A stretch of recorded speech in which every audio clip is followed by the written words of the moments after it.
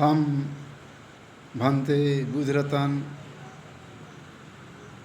धम्पद के गाथा नंबर 11 और 12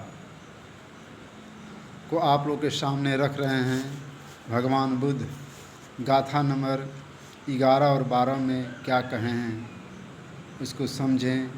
जो यह सुन करके अमल में लाएगा, इस पर चलेगा तो उसको जरूर सुख शांति मिलेगी। भगवान कह रहे हैं गाथा नंबर 11 में, असारे सार मत्तिनो सारे च सारदर्शिनो ते सारं नधि गच्छन्ति मिच्छा संगप गोचरा। जो निसार को सार और सार को निसार समझते हैं, ऐसे गलत चिंतन में लगे हुए व्यक्तियों को सार प्राप्त नहीं होता। अर्थात निसार मतलब होता है जो सुख, काम, भोग, सुख की वस्तुओं में ही सुख खोजता है। तथागत कहते हैं जो काम, भोग, विलास की वस्तुएं हैं उसमें सुख नहीं मिलता है, उसमें दुख ही मिलता है। इसलिए सत्य को जानो, यानी जो दुख का कारण है उसको जानो। दुख का कारण है काम, क्रोध, मद, लोभ, राग, द्वेष, ईर्ष्या, इसको जानो, यही सार है। लेकिन अनजान हैं, हम सभी अनजान हैं। काम, भोग, सुख, विलासता की वस्तु को ही हम सार जान करके उसमें लिप्त रहते हैं। तो इसलिए कहते भगवान, गलत चिंतन में लगे हुए व्यक्तियों को सार प्राप्त नहीं होता, अर्थात सुख प्राप्त नहीं होता है।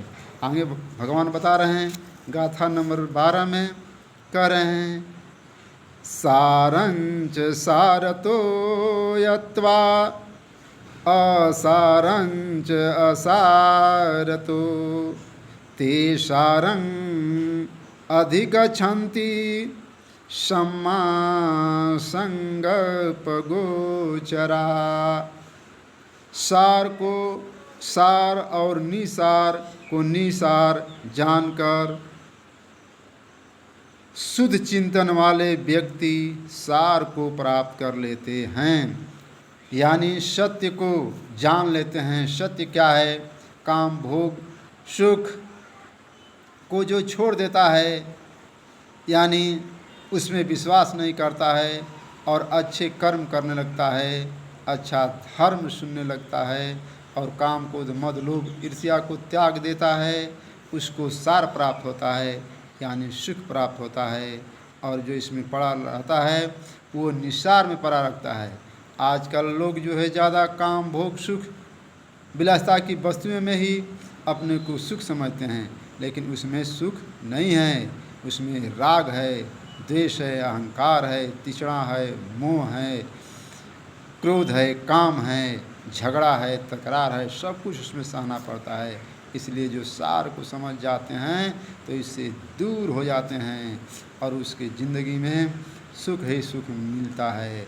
इसलिए आप सभी सार को जानें और अपने दुख मुक्ति का मार्ग स्वयं खोजें।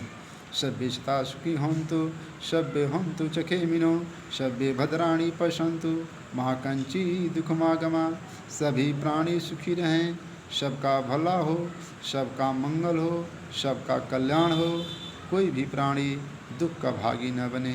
साधु साधु साधु।